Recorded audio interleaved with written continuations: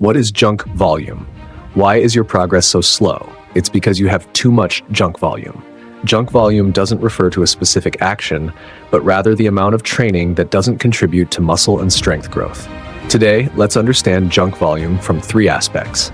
The first point is excessive sets. Suppose you're training your chest with flat dumbbell presses using an 8 to 12 RM rep range. This exercise itself is excellent for stimulating the chest, so you push through multiple sets, hoping to see tenfold muscle growth. However, even the best exercises will lose their effectiveness as fatigue sets in, turning the last few sets into junk volume. In 2017, a research team led by James Krieger analyzed data from 9 independent studies on the impact of training volume on hypertrophy. They found that approximately 6 to 8 sets per muscle group per day resulted in the most noticeable growth. Beyond this number, the benefits diminish and may even regress. Of course, this 6 to 8 sets is an average value. Some genetically gifted individuals might require more, around 10 to 12 sets, but for most people, 6 to 8 sets per muscle group per day is the upper, not the starting point. Extra training volume only increases fatigue and prolongs recovery time. Moreover, if you train to failure in each set, your upper limit will be even lower. It's also best not to concentrate these 6 to 8 sets in a single exercise. For example, you can do 3 sets of flat dumbbell presses, 3 sets of incline barbell presses, and 3 sets of dips. This would sufficiently stimulate the chest. The remaining time can be used to train other body parts. If you find these sets insufficient for your muscle growth needs, it's better to spread them out over the week. This is why natural bodybuilders are advised to use upper-lower splits or 3-day splits. With a 5-day split, you would need more sets to stimulate the muscles. In reality, by the 2nd or 3rd exercise, you're already fatigued, and the additional exercises only undermine your efforts. You don't need as much training volume as you might think. The biggest mistake in natural bodybuilding is imagining yourself as Iron Man, comparing yourself to gods with a mortal body. Additionally, techniques like drop sets and sets with over 30 reps are also considered junk volume. Such training demands a significant recovery, but doesn't stimulate muscle growth. It will make your target muscles extremely sore and reduce your performance in subsequent workouts. Despite seeming like you're working harder, the signals received by the muscles are quite different, so focus on progressive overload instead. In the last video, we discussed how many sets a muscle group should train per week.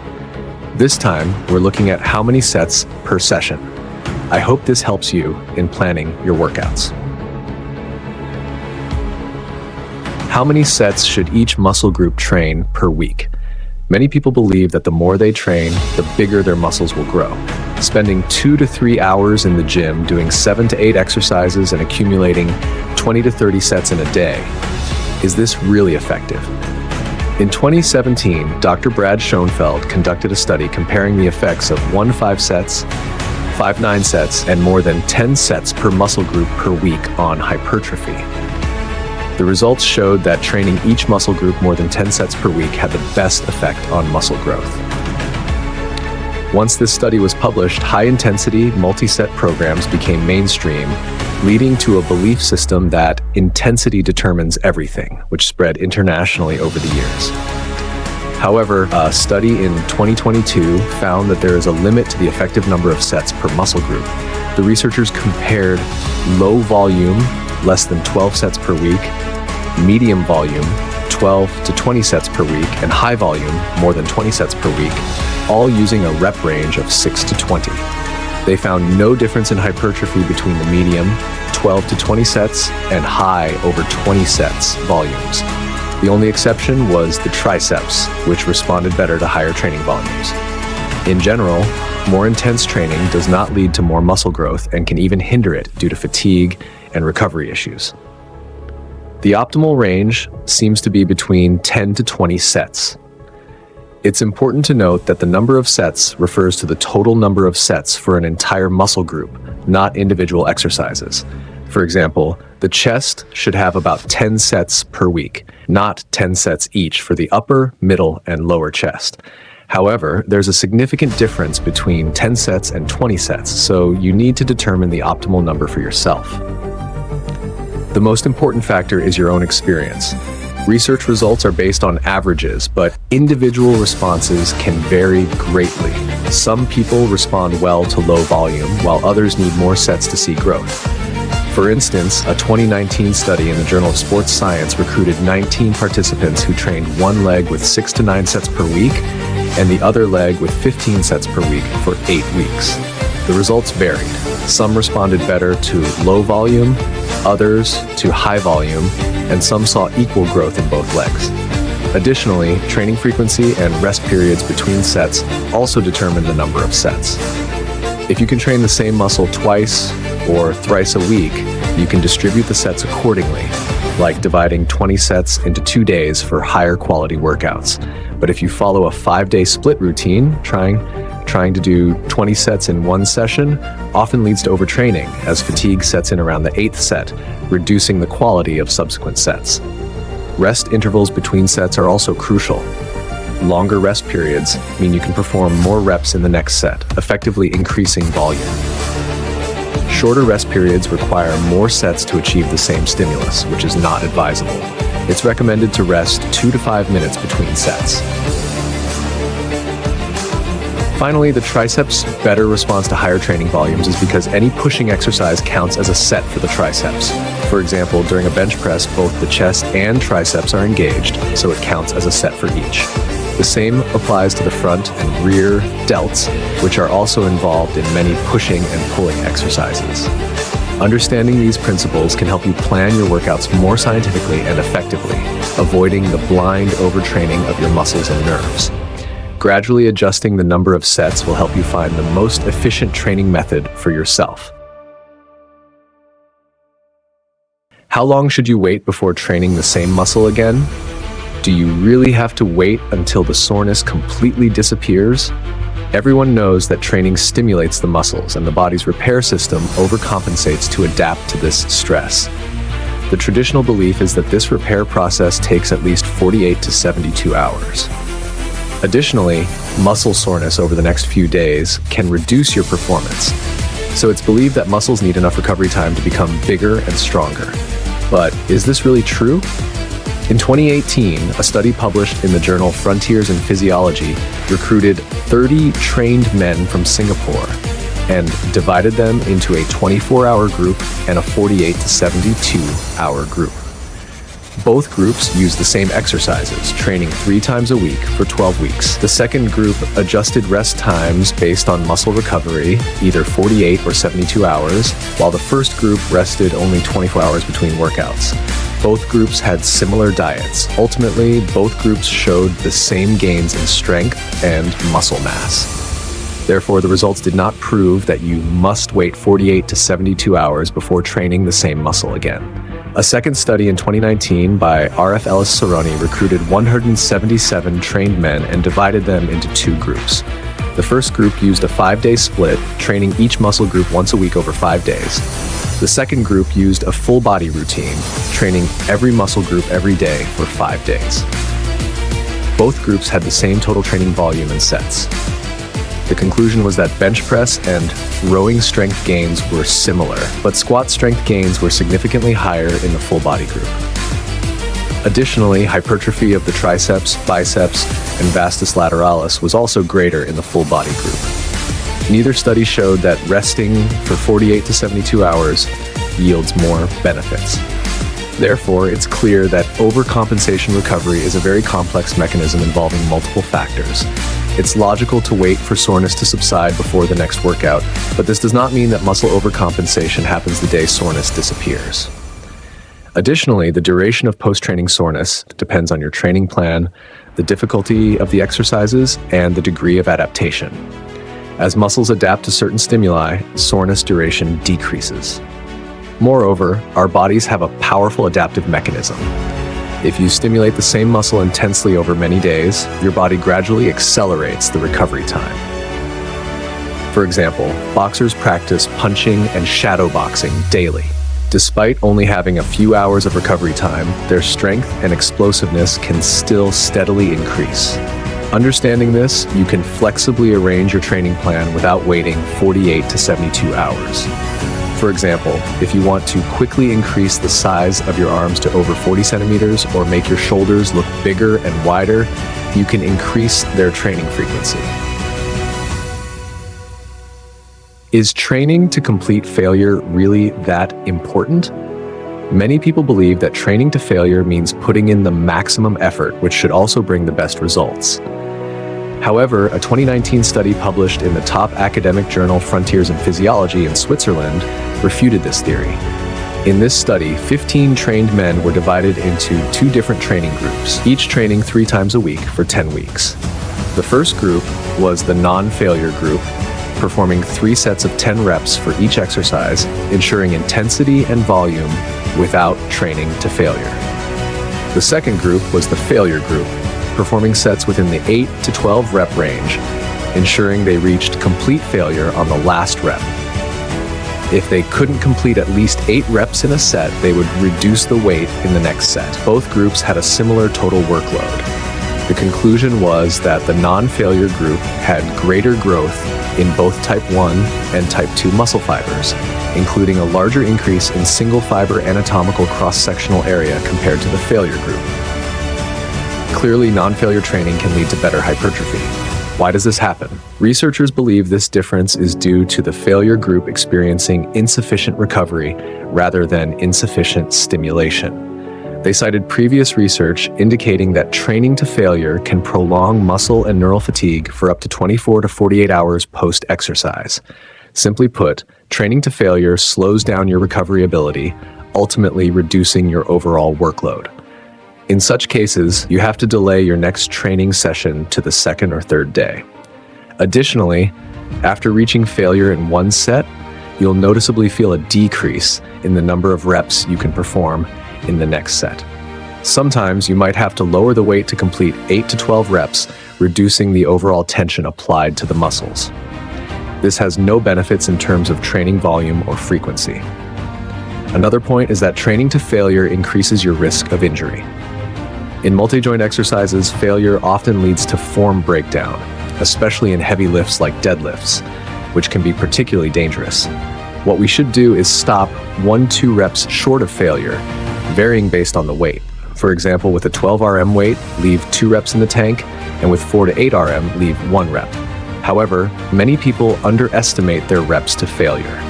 For instance, if you can do 10 reps of a 100 kilogram bench press but stop at 4 to 5 reps due to underestimating your ability, it defeats the purpose. The best advice is to go to near failure only on the last set of each exercise to determine your true rep limit.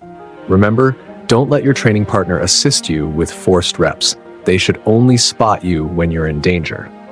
By now, you should realize that training to failure has minimal benefits. Your total volume and training frequency are the key factors that truly help with muscle growth.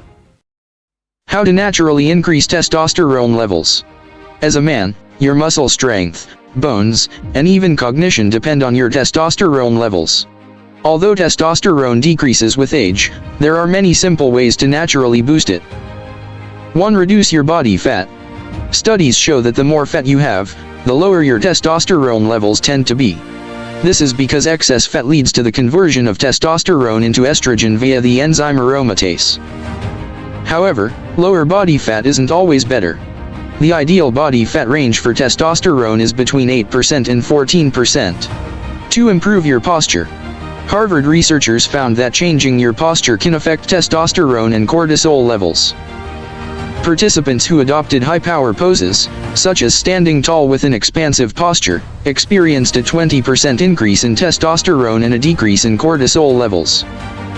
In contrast, those who adopted low-power poses, like slumping, saw a nearly 25% decrease in testosterone and an increase in cortisol. Therefore, maintain good posture to boost your confidence and testosterone levels. 3. Do strength training. Researchers recruited 20 male college students with no prior exercise experience and had them do strength training 3 times a week. They found that after 4 weeks, their testosterone levels increased by 40%, and their cortisol levels decreased by 24%. Another study also supports this, showing that resistance training can regulate testosterone receptors, making the body more efficient at using testosterone. 4. Ensure adequate sleep. Sleep has a significant impact on testosterone levels. In one study, participants who slept only 5 hours a night had about 15% lower testosterone levels than those who slept 8 hours. Another study of over 500 men found that each additional hour of sleep increased testosterone levels by about 15%. Most people should aim for 7 to 9 hours of sleep each night. 5. Reduce stress. Chronic stress, such as financial issues, an unfulfilling job, or unhappiness, can lead to increased cortisol release. Cortisol production requires pregnenolone, which is also an important intermediate for producing testosterone. Therefore, control stress through proven techniques like nature exposure, meditation, and yoga. 6. Get a girlfriend. Studies show that regular sexual activity increases testosterone levels, while long periods of abstinence can decrease them. Another study found that sexual activity can increase testosterone levels by up to 72%. So, the more active you are, the more you can create a positive feedback loop to boost testosterone. 7. Change your diet. Research shows that a diet with more than 40% fat can increase testosterone levels, while a diet with less than 25% fat can lead to a sharp decline. Ensure you consume enough dietary fats, but remember, not all fats are the same. The most beneficial fats for testosterone are saturated and monounsaturated fats from sources like meat and nuts. Trans fats from processed foods, however, have serious negative effects. 8. Supplement vitamins. Almost all vitamins and minerals affect testosterone in some way. Deficiencies in micronutrients can be very detrimental to your health. For example, a study of over 2,000 men found that those with adequate vitamin D levels had much higher testosterone levels than those who were deficient. Scientists also found that testosterone levels were higher in the months with more sunlight because of increased vitamin D. But vitamin D isn't the only necessary nutrient. Other important ones include magnesium and zinc, which have been proven to boost testosterone. If you sweat a lot from exercise, consider supplementing these micronutrients. 9. Eat ginger. A human study found that consuming ginger daily for 90 days increased men's testosterone levels by over 17%. Although the study didn't specify the exact amount of ginger consumed, 1 to 3 grams per day is recommended for most people. Hope these tips help you improve your testosterone levels. If you like my content, please give it a thumbs up to support.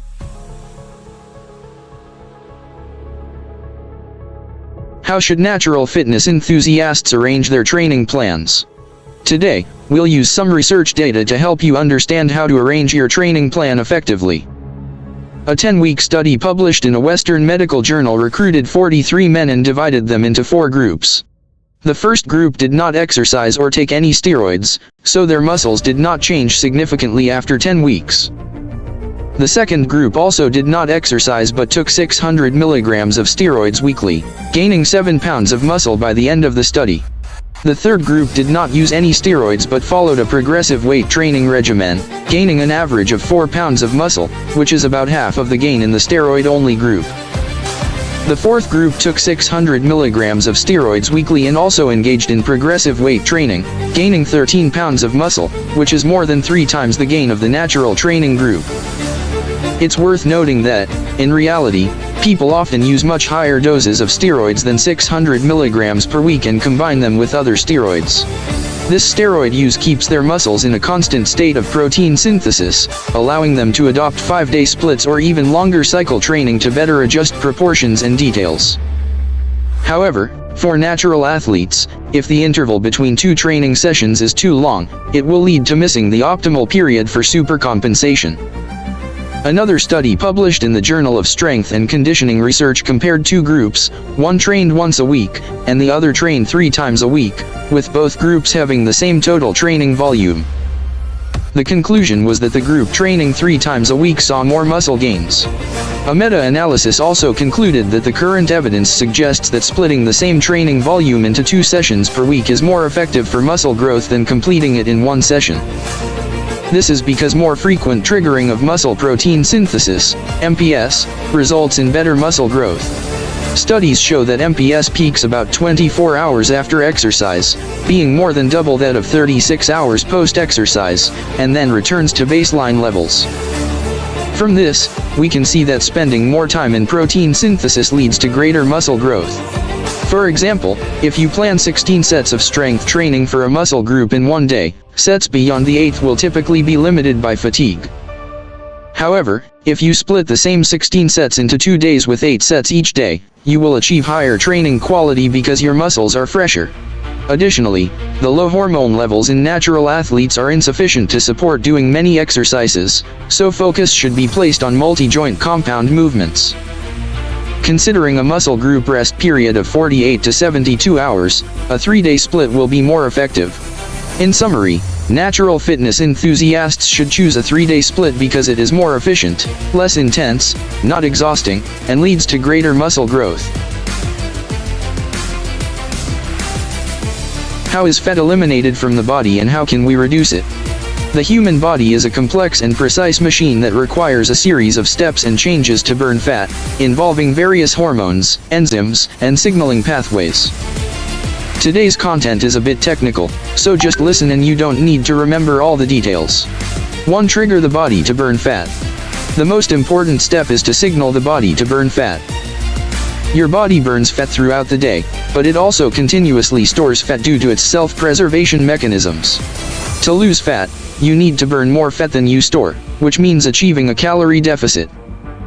This means your total daily energy expenditure must exceed your calorie intake. When the energy from food is insufficient to sustain bodily activities, the body starts utilizing stored fat. 2. Fat breakdown. When in a calorie deficit, the body adjusts hormone levels to help break down fat. For example, cortisol increases, prompting the liver to release glucose and promoting fat breakdown for energy. Insulin decreases, reducing glucose utilization and promoting more fat breakdown. Thyroid hormones increase, boosting basal metabolism. Adrenaline and noradrenaline levels rise, binding to beta-adrenergic receptors in fat cells and promoting fat breakdown. Growth hormone increases, protecting muscle tissue and enhancing fat breakdown. During fat breakdown, triglycerides stored in fat cells are released. Triglycerides are broken down by an enzyme called lipoprotein lipase into 1 glycerol molecule and 3 fatty acids. These fatty acids are transported through the bloodstream to tissues needing energy. They enter the cell's mitochondria, where they are oxidized to produce energy. 3. Fat oxidation. Once inside the cells, fatty acids are converted into acetyl-CoA by a series of enzymes. Acetyl-CoA enters the mitochondria with the help of carnitine acyltransferase, often marketed as L-carnitine. However, the body can produce L-carnitine from other essential amino acids, so claims that L-carnitine supplements can help with fat loss are often overstated.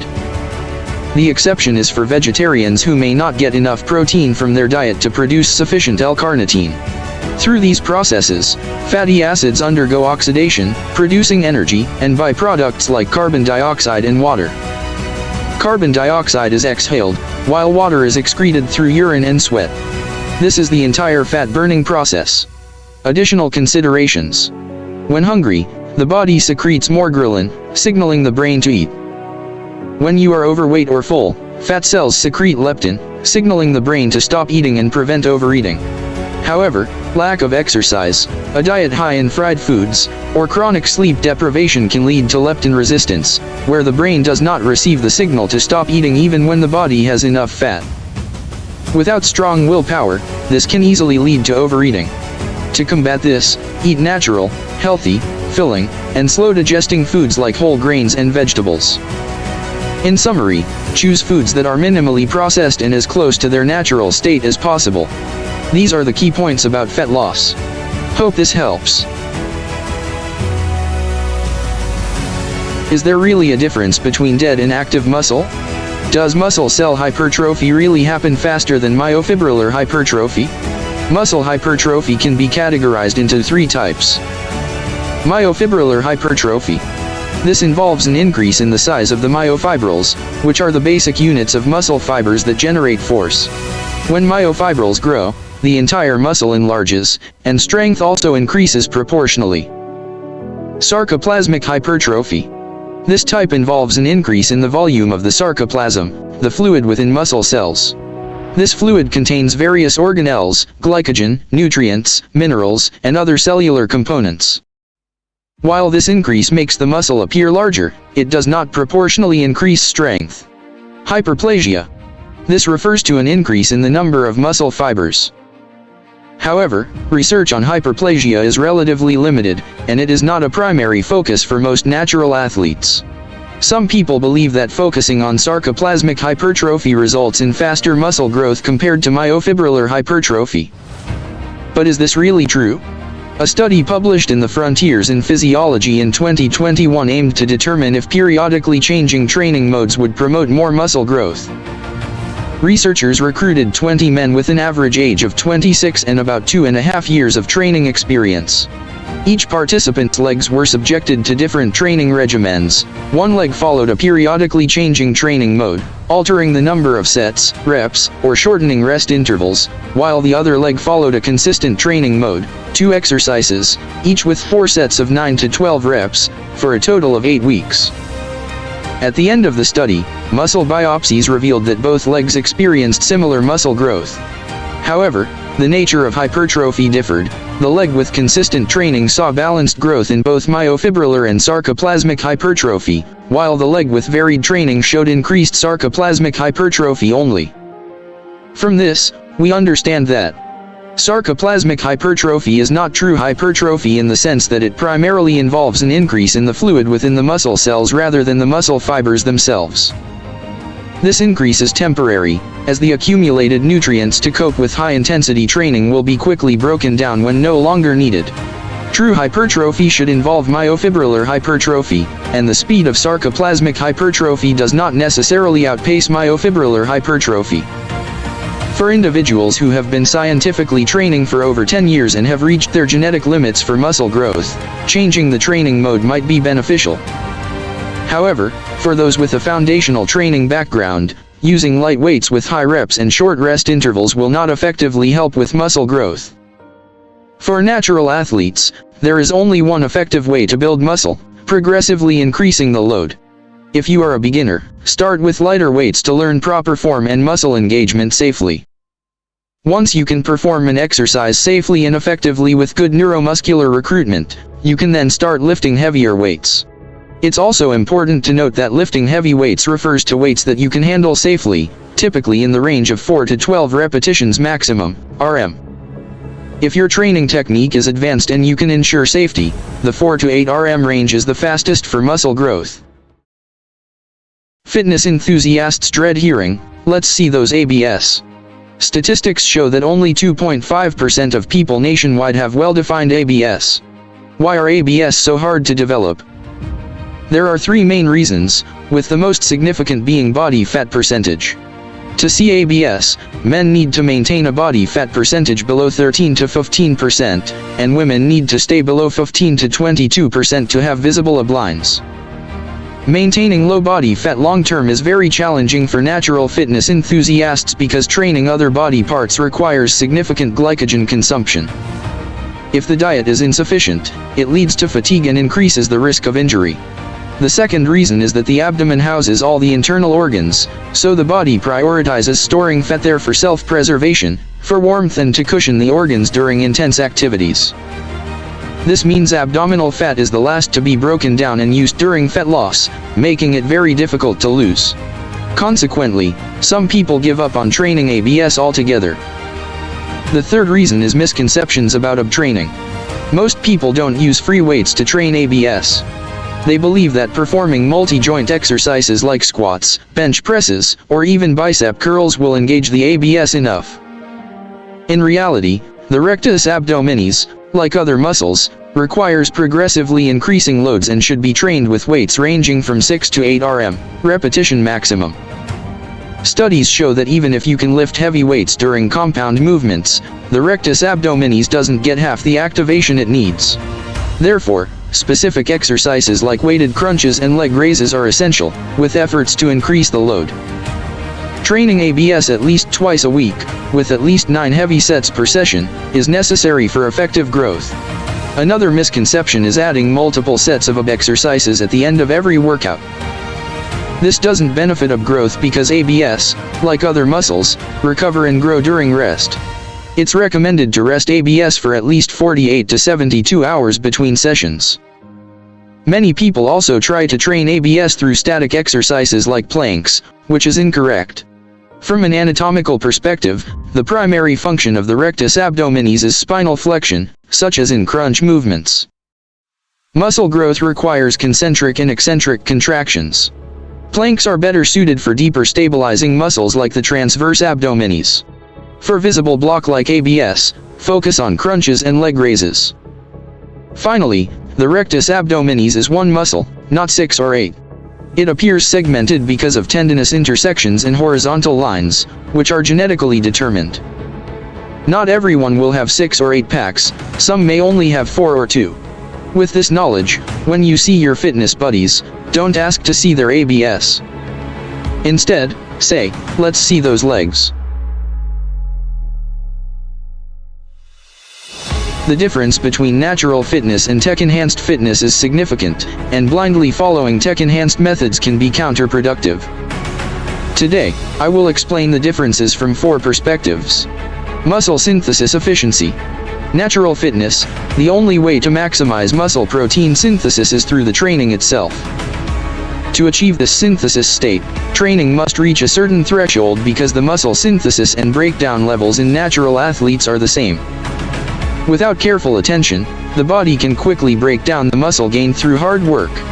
Tech-enhanced fitness, due to the effects of steroids, athletes can maximize protein synthesis without exercise. Therefore, any training they do contributes to muscle growth. Exercise selection. Natural fitness, to enter a synthesis state, natural athletes must focus on multi-joint compound exercises like squats, bench presses, and deadlifts, training each muscle group at least twice a week since protein synthesis can only last up to 24 hours. Tech-enhanced fitness, athletes remain in a synthesis state at all times, regardless of training. They often choose many isolation exercises to refine details, using 4-split or 5-split routines to adjust proportions and details. Natural athletes should stick to 3-split training, avoiding any exercise they cannot handle with heavy weights. For example, doing 10 sets of bench presses is preferable to doing 1 set of flies. Training frequency and weight. Tech-enhanced fitness, these athletes use light weights with high repetitions to deliver more exogenous drugs and hormones to the muscles via the bloodstream, intentionally seeking the muscle pump. Their muscles grow too quickly for tendons and joints to keep up, making heavy weights risky. Natural fitness, after a muscle pump, metabolite levels in the muscle rise, inhibiting strength. If a muscle bleeds during training, immediate relaxation, massage, and rest are necessary to return to normal. Light weights with high reps consume more muscle glycogen, causing cortisol levels to spike, which is a major muscle breakdown hormone. Misguided beginners often see no gains after 3 to 5 years because of this. Natural athletes should use weights that allow 4 to 8 RM repetitions and avoid drop sets or supersets, as these are unwise for natural training. Training intensity. Tech-enhanced fitness, due to steroids, their androgen levels are 80 times that of natural athletes, giving them seemingly endless energy. They can train for 2 to 3 hours at a time. Natural fitness, the hormone levels are in a delicate balance. If training intensity is too high or rest periods too short, resulting in fatigue, cortisol levels will immediately rise, taking 1 to 2 days to recover and leading to muscle breakdown. Natural athletes should train one body part per day, with a maximum of 15 to 20 sets. They should also extend rest periods between sets, especially women, until heart rate returns to normal and muscles are no longer sore. These are the differences between natural and tech-enhanced fitness. I hope this helps those who are currently on the wrong path.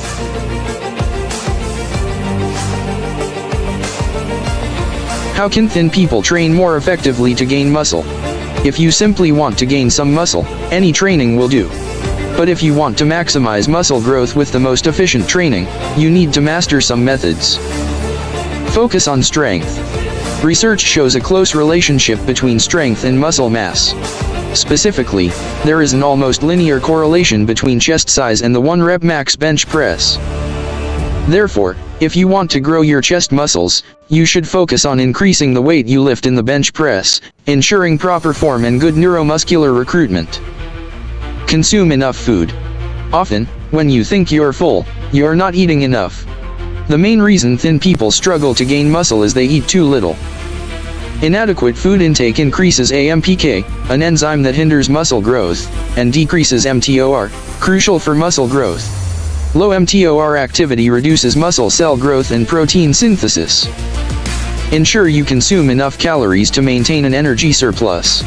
Another issue is insufficient carbohydrate intake. Long-term low-carb diets lower testosterone levels, crucial for muscle growth, and increase cortisol, a catabolic hormone. Aim for 2 to 3 grams of carbs per kilogram of body weight daily and maintain a calorie surplus of around 500 calories per day. Progressively increase load. Muscle growth requires challenging higher tensions regularly. This means periodically increasing the weights you use. For example, if you squatted 200 kilograms for 4 sets of 8 reps last time, aim for 205 kilograms in the next session. While it sounds easy in theory, you won't always increase by 5 kilograms each session, so extend the cycle but keep progressing. Use a rep range of 4 to 12 RM. A study published in the European Journal of Applied Physiology compared low rep, 3 to 5, mid rep, 9 to 11, and high rep, 20 to 28, training with equal total training volume. It found that low and mid-rep groups had significantly more muscle growth. This indicates the importance of lifting heavy weights to stimulate muscle growth. Reduce cardio. A 2012 meta-analysis found that adding cardio to strength training reduced muscle growth efficiency by nearly 50%. Cardio increases AMPK and decreases mTOR, hindering muscle growth. It also increases calorie consumption, creating a caloric deficit that makes muscle gain difficult. Rest. Over time, even with 1 or 2 rest days per week, you may feel fatigued, affecting your performance and strength. Reduce your load periodically, taking a week to reduce training volume and intensity. This won't lead to muscle loss but will relieve joint and mental stress. Another study published in the European Journal of Applied Physiology found that weightlifters who alternated 6 weeks of bench press training with 3 weeks of rest gained the same amount of muscle and strength as those who trained continuously for 24 weeks. Ensure adequate sleep. Lack of sleep harms your health and muscle mass. A study found that those who slept 5.5 hours a day lost 60% more muscle and 55% more fat than those who slept 8.5 hours. Insufficient sleep lowers testosterone levels by 10 to 15% and increases fat gain. If you often suffer from insomnia, eating some carbohydrates before bed can help boost serotonin levels, aiding sleep. These are some tips for thin people to gain muscle efficiently. If you want to know more about fitness, leave a comment. How long should rest periods be between sets for rapid muscle growth? Traditional views have often suggested that shorter rest periods between sets lead to greater muscle stimulation. Even Arnold Schwarzenegger mentioned in his book that rest intervals should be kept under 1 minute. But is this really the truth? Fitness expert Brad Schoenfeld published a new study in the Journal of Strength and Conditioning Research. He recruited 23 trained male participants, grouped by strength level, and divided them into 2 groups. All participants performed 7 common strength exercises, 3 sets per exercise, with 8 to 12 reps per set, over an 8-week period, training 3 times a week. The only difference was that the first group rested for 1 minute between sets, while the second group rested for 3 minutes. After 8 weeks, they found that although the 1-minute rest group saw some muscle growth, the increase was very small. In contrast, the 3-minute rest group showed significant improvements in all 7 tests, which included 4 muscle growth tests, 2 strength gain tests, and 1 muscle endurance test. The strength gains were not surprising since longer rest periods allow for better recovery, enabling lifters to handle heavier weights and achieve greater strength gains. But why was muscle growth also so much greater? Researchers believe that more rest allows for more repetitions, increasing total training volume. Higher total training volume results in more tension and stimulus for muscle growth. However, this study does have some limitations. Given that everyone's gym time and recovery ability differ, you can adjust your rest periods slightly longer or shorter. However, it is generally not recommended to rest for less than 1 minute or more than 7 minutes. Resting over 7 minutes can lead to muscle cooling, reduced neuromuscular efficiency, and a higher risk of injury. So, checking your phone during rest periods might not be a bad thing, but please avoid doing so, especially on the bench press or squat rack, as others might need to use them. Can the fifth repetition increase muscle mass? Many people enjoy challenging themselves with heavy weights during training because it leads to rapid strength improvement. But does this high-intensity, heavyweight training help with muscle growth? Today, we will understand this through several experimental data. VS and colleagues recruited 44 untrained men and divided them into low, medium, and high repetition groups. All groups trained with 4 sets of squats, resting 6 minutes between sets, 3 times a week for 7 weeks. The low repetition group used weights with 3 to 5 RM per set. The medium repetition group used 13 to 15 RM per set, and the high repetition group used 23 to 25 RM per set. All groups aimed to gradually increase the load throughout the study. The results showed similar increases in quadriceps thickness across all 3 groups. This study indicates that repetitions fewer than 5 can still lead to hypertrophy. Manager and colleagues divided 33 men with 2 years of training experience into an intensity group and a volume group, training 4 times a week for 8 weeks with the above-mentioned exercises. The intensity group performed 4 sets per exercise with 3 to 5 repetitions per set at 90% of 1 RM, resting 3 minutes between sets. The volume group also performed 4 sets per exercise with 10 to 12 repetitions per set at 70% of 1 RM, resting 1 minute between sets. Both groups aimed to gradually increase the load throughout the study. The results showed statistically similar increases in the cross-sectional area of the quadriceps, lateral thigh muscles, pectoral muscles, and triceps. The intensity group's arm mass increased significantly more, according to DEXA scan measurements of lean mass in the legs and arms. Therefore, repeating 3 to 5 times and repeating 10 to 12 times are equally effective. One limitation of this study is that the intensity group rested for 3 minutes between sets, while the volume group rested for only 1 minute. In our video on rest intervals, we showed that studies suggest resting 3 minutes between sets is more effective for muscle growth than 1 minute. Considering this, the volume group might have been at a disadvantage. Campos and colleagues divided 27 untrained men into low, medium, and high repetition groups. All groups trained with leg presses, squats, and seated leg extensions for 8 weeks, training 3 times a week for the first 4 weeks and 4 times a week for the last 4 weeks. The low repetition group performed 4 sets per exercise with 3 to 5 RM, resting 3 minutes between sets. The medium repetition group performed 3 sets per exercise with 9 to 11 RM, resting 2 minutes between sets. The high repetition group performed 2 sets per exercise with 20 to 28 RM, resting 1 minute between sets. Different numbers of sets were used to ensure equal volume load across groups. The low and medium repetition groups had similar increases in the cross-sectional area of the lateral thigh muscles, both significantly greater than the high repetition group. This study also supports the effectiveness of fewer than 5 repetitions for muscle growth. There are many similar studies, and despite each having different limitations, it is evident that heavyweight training with fewer than 5 repetitions can indeed increase muscle mass. If your primary goal is to increase strength while gaining some muscle, using 3 to 5 repetitions may be very effective. If your goal is muscle growth, to be cautious, it may be best to ensure most of your training is within the 5 to 12 repetition range. What are the most important factors for muscle growth? We often receive various training plans and supplement suggestions, but few people know the impact of these factors on muscle growth. To avoid taking detours, you must understand the muscle building variable pyramid. 1. Consistency. At the top of the pyramid is consistency. Regardless of any training or diet plan, the cycle is measured in months or years. If you can't consistently execute, there will be no results. Even with haphazard training and eating, you will see decent muscle growth as long as you persist. Stars 2. Effort. The second most important factor is effort, which refers to training intensity and training volume.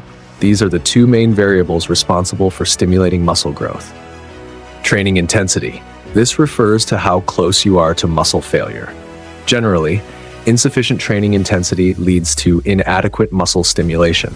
However, training too close to failure can lead to diminishing returns and affect recovery. Training close to failure is enough to promote muscle growth with an RIR, repetitions in reserve, of about 5 or less. Training volume. This refers to the total number of sets per muscle group per week.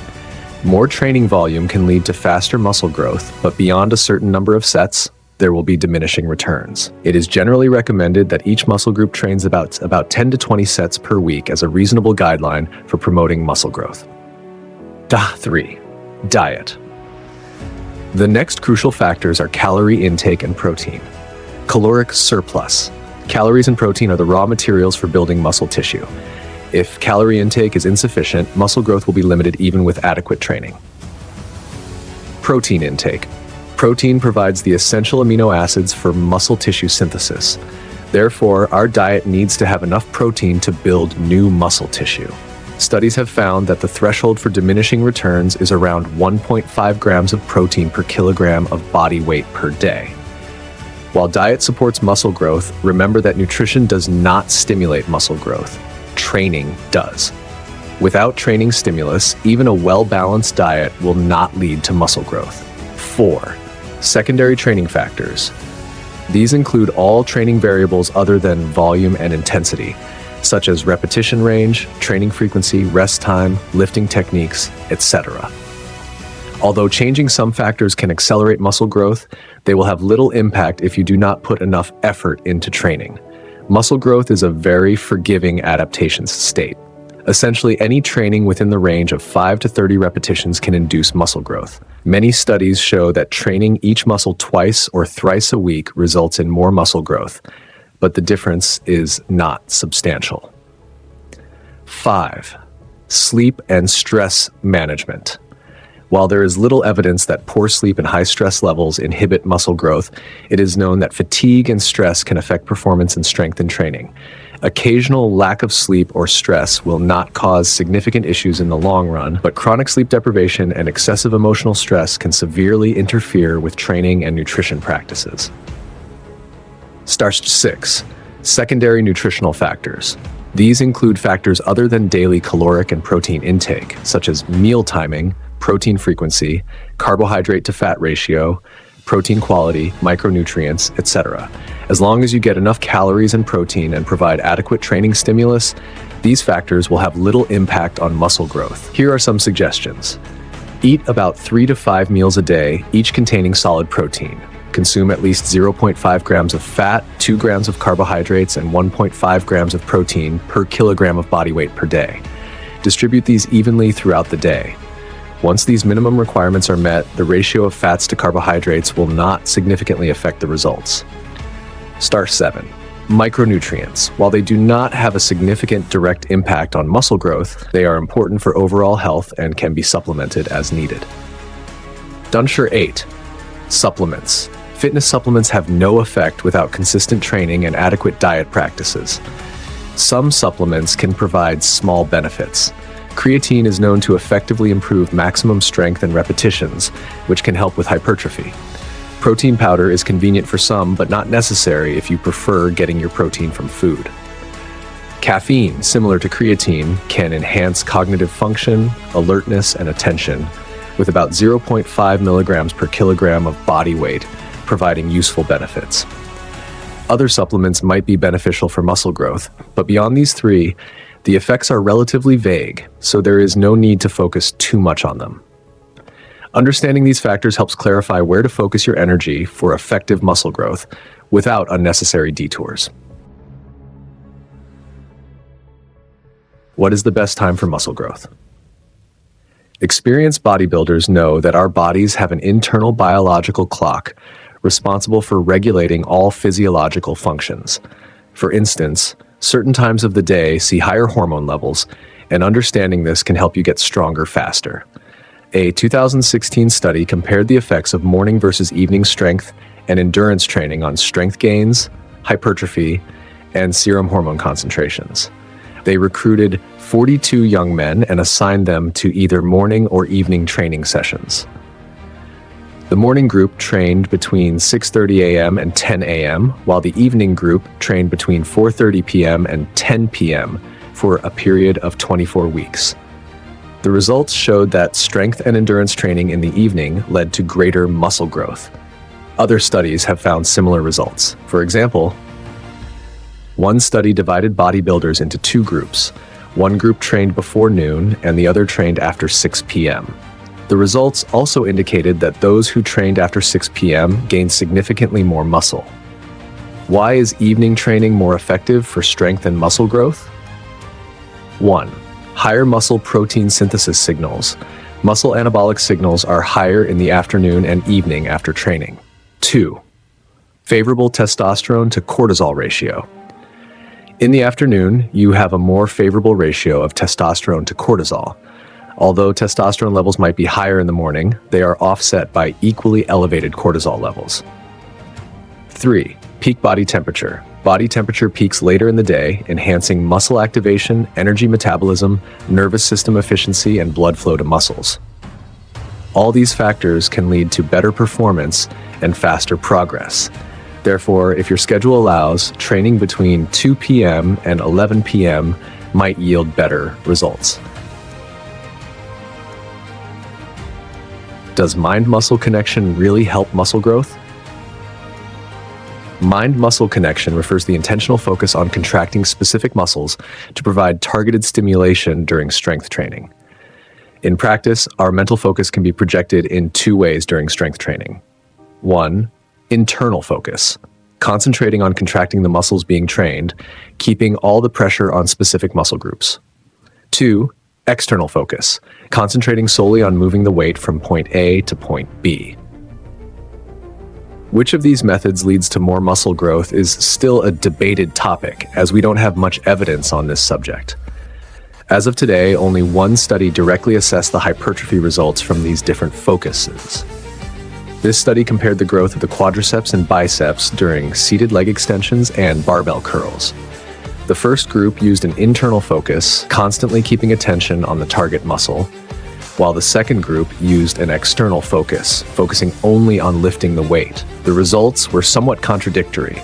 The biceps showed significantly more hypertrophy with an internal focus, while both groups saw similar quadriceps growth under both conditions. The mixed results from this study could be due to differences in lifting techniques. Barbell curls, as a free weight exercise, are more susceptible to technical variations, whereas seated leg extensions, being a fixed machine exercise, do not allow for significant changes in force application technique. Additionally, arms are more frequently used in daily life compared to legs, making it easier to concentrate on them. Another point to consider is that an external focus often allows lifting more weight and performing more repetitions. For example, a study investigating the effects of different attentional focuses on squat and deadlift performance found that subjects could perform 1 to 2 more repetitions when they focused solely on moving the weight compared to an internal focus. This suggests that an internal focus might somewhat impair strength performance due to stricter technique control, whereas an external focus might achieve higher performance by sacrificing some control. In multi-joint compound movements, more muscle groups are involved, and there is a higher demand on the cardiovascular system, leaving less mental focus for the target muscles. In contrast, isolation exercises involving fewer muscles and lower cardiovascular demand allow for more focused attention on muscle connection. However, this does not mean isolation exercises will lead to more hypertrophy. Evidence suggests that in compound exercises, focusing on specific muscles can indeed prioritize training those muscles. For instance, a study on bench press training with different attentional focuses found that using an internal focus during lifting led to greater activation of certain muscle fibers, which could be beneficial for muscle hypertrophy over time. In conclusion, when you can safely and correctly perform an exercise, you should strive to improve your ability to control the muscles with your mind. This can indeed be beneficial for targeted muscle hypertrophy. How to lose weight? Not recommending aerobic exercise. There has been a long-standing misconception that aerobic exercise burns fat and strength training builds muscle. Therefore, people believe that to lose weight, you should do aerobic exercises, while strength training will only make you bigger and bulkier. This is actually a mistaken idea. Any type of exercise is unrelated to weight loss. Your weight and fat levels are determined by your diet. Exercise only helps you increase your energy expenditure, allowing you to eat a bit more without feeling so deprived. Without a calorie deficit, even if you do so much aerobic exercise that your legs give out, you won't successfully lose weight. If we compare weight loss to making money, aerobic exercise is like having a job. You only get a little bit of consumption each day you do aerobic exercise, and once you stop, no one pays you, and you'll soon face a financial crisis commonly known as a rebound. No one wants to go through months of hardship only to gain the weight back, unless you plan to cut your intake even more in the future. On the other hand, strength training is like starting a business. When you accumulate muscle mass through consistent training, even if you stop working out later, your muscle remains and your metabolism will still be higher than the average person. Moreover, relying on aerobic exercise will deplete your muscle mass, lowering your metabolism, meaning you'll have to eat even less, which creates a vicious cycle.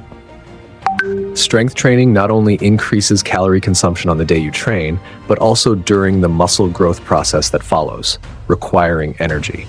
This illustrates the difference between short-term and long-term effects. Those who want to lose weight are generally individuals with a higher body weight. The heavier you are, the more pressure you put on your knees when running or jumping rope. Of course, you can choose swimming or hiking, but knee damage is irreversible. Strength training, on the other hand, increases calorie expenditure while also building muscle to protect your joints, showing a clear advantage. The primary benefit of aerobic exercise is improving cardiovascular endurance, which quickly declines once you stop training. However, aerobic exercise doesn't enhance cardiovascular endurance as effectively as high-intensity interval training, HIIT, or many load-bearing movements in strength training. We can entirely choose other, more cost-effective training methods. As long as your diet maintains a calorie deficit, any type of training will help you lose weight. But to avoid a rebound, it's essential to do less aerobic exercise and more strength training. The difference between natural fitness and tech-enhanced fitness. Today, we have invited Canadian fitness expert Christian Thiba C. Bani to explain this topic to us. The following video will be presented with Chinese translation. First of all, I want to say that from a moral standpoint, I do not oppose the use of steroids, as long as it is done under supervision. That said, I would still say that anabolic steroids are among the most destructive things for the body. The common view in the fitness industry is that natural athletes and tech-enhanced athletes will respond to the same plan in the same way. The only difference is that those using tech enhancements will achieve greater growth. However, this is not the case, because when you use anabolic steroids or other high-performance technology, you basically change the physiological functions of your body. So the body's response to training is completely different. If natural fitness enthusiasts imitate the training methods of tech-enhanced fitness, it may actually lead to muscle loss. Let me explain why. The first major difference is that natural athletes need to use training itself to trigger protein synthesis to build muscle. But those using tech enhancements are basically always in a state of elevated protein synthesis, because that is what steroids do. They increase the rate of protein synthesis. So these individuals do not need to trigger maximum protein synthesis through exercise. Since protein synthesis is already elevated, any type of training they do will work. But for natural fitness enthusiasts, their body synthesis and breakdown states are balanced, with protein synthesis and protein degradation levels being the same. So if you want to increase muscle mass, you need to trigger protein synthesis yourself, because you don't have products to do that for you. You have to use training to do it. This means your training must reach a certain threshold to trigger maximum protein synthesis, meaning maximum muscle fiber fatigue and activation of mTOR, a mammalian target of rapamycin, are very important. But there's a big problem. You cannot do anything that will inhibit protein synthesis. You need to eliminate all factors that can inhibit protein synthesis. The main factors here are cortisol and an enzyme called myostatin. These are the two things that most inhibit or even stop protein synthesis. So if you trigger these two things during training, you are likely to reduce or stop your gains. Why does cortisol rise? Cortisol rises because when you train, you need to mobilize fuel energy stored in muscle or fat cells. The more energy you need to mobilize, the more cortisol you release. Cortisol will stop or greatly reduce protein synthesis and also increase the level of myostatin. The higher the level of myostatin, the less muscle your body allows you to grow. So cortisol will prevent muscle growth through these two mechanisms. The more sets and reps you do in each training session, the more fuel you need, and the more energy you need to mobilize, the more cortisol you release. So this is the first big difference between tech-enhanced and natural fitness. Natural fitness enthusiasts cannot perform large volumes of training in each session because it will increase more cortisol. Steroid users will also face the same problem, but the issue is that anabolic hormone derivatives themselves actually weaken the effect of cortisol, meaning the more hormones you have, the less cortisol you have in your body. Therefore, those using tech enhancements are not as affected by the increase in cortisol as natural athletes are. This is the first difference. Tech-enhanced athletes can do more training volume because they are looking at it from the perspective of protein synthesis, not recovery. But as a natural trainer, you cannot do that much training volume. This is the second major difference. Natural athletes need to use training to trigger protein synthesis. As I mentioned, it stands to reason that the more frequently I train muscles, the more muscle growth I will have. If someone uses steroids, protein synthesis will be elevated throughout the week, so it is always growing muscle. But for natural trainers, protein synthesis will only be elevated for 24 to 36 hours. So if I only train a muscle once a week, then I'm basically only growing muscle for a day and a half. If natural trainers only train each muscle once a week, you cannot expect maximum or even rapid muscle growth. It requires training each muscle at least twice a week, every mass, ideally 3 times a week, so that for most of the week, protein synthesis in that muscle is elevated. Therefore, if you are training naturally, your recovery ability is very low. If you still want to train muscles frequently, you cannot train them with too much volume. So for natural athletes, each training session should have lower volume, but more frequent training sessions. The third difference is training weight. If you're training naturally, you can use heavy weights, but if you are training with tech enhancements, the risk of injury will be higher. The reason is that anabolic steroids make muscles grow faster and larger, and they also increase the nervous system's ability to recruit muscle fibers. So your muscles grow very quickly, but tendons do not have time to keep up, resulting in a higher risk of injury.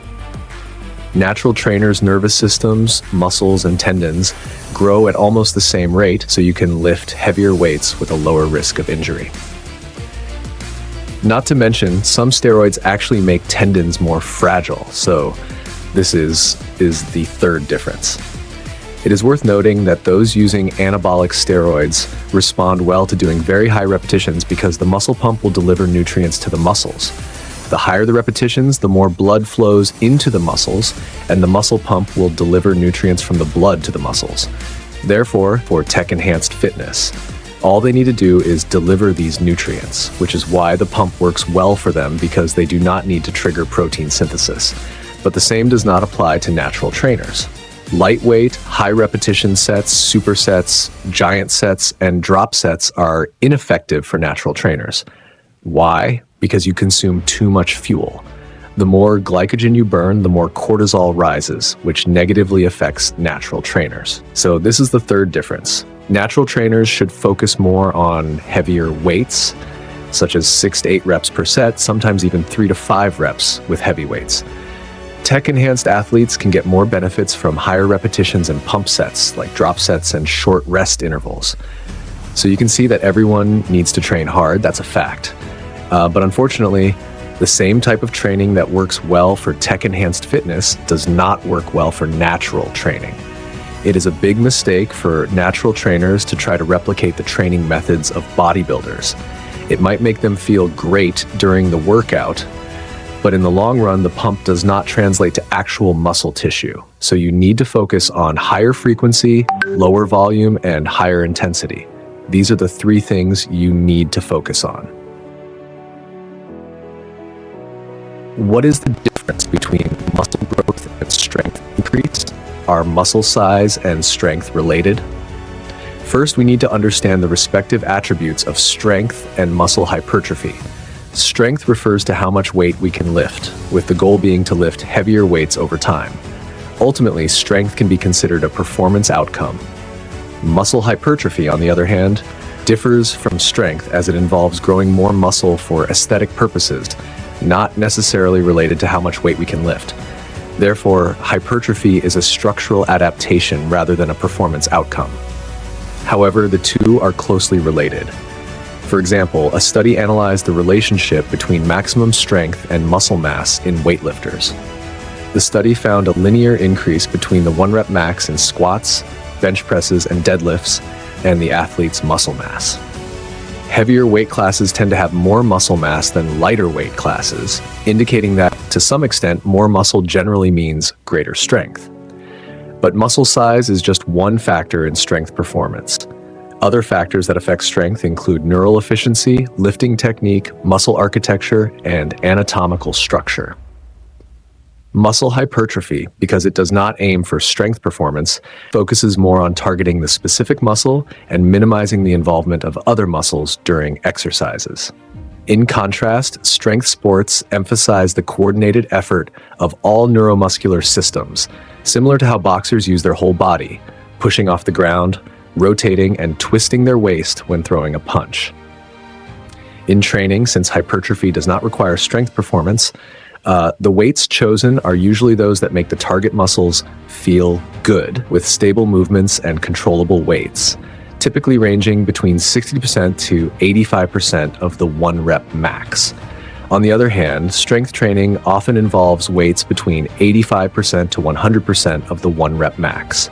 Hypertrophy training focuses more on body proportions such as shoulder to waist ratio and waist to hip ratio, whereas strength training emphasizes the overall muscle structure of the entire body, resulting in a stronger core muscle group. Ultimately, over time, the two types of training lead to two different extremes. The most important thing is to be clear about your fitness goals. How should we choose between free weights and machines? What are their respective advantages and disadvantages? First, it is essential to understand that muscles do not know what form of resistance we are using to train them. Since muscle hypertrophy is a structural adaptation, it does not have a mandatory form of exercise. Advantages of free weights. 1. Freedom of movement. The primary advantage of free weights is the freedom of trajectory, since they can move in any direction. This means you can adjust the movement pattern to target specific muscles more effectively. Machines usually allow adjustments to only a few elements, such as the seat position, but the movement pattern is fixed and cannot be altered. Given that everyone's body structure is slightly different, the same machine may not be suitable for all trainees. 2. Engagement of more muscle groups. When using free weights, besides the target muscles, auxiliary and stabilizing muscles are also involved, making the workout more efficient. For example, barbell squats have been shown to induce high muscle activation levels in all lower body muscles, from the glutes to the quadriceps, hamstrings, and even calves. Studies have also confirmed that bent-over rows are among the best exercises for working the entire back muscle group. A study sponsored by A compared various back exercises and found that barbell rows produce strong muscle activation in the latissimus dorsi, middle and lower trapezius, rhomboids, and erector spinae.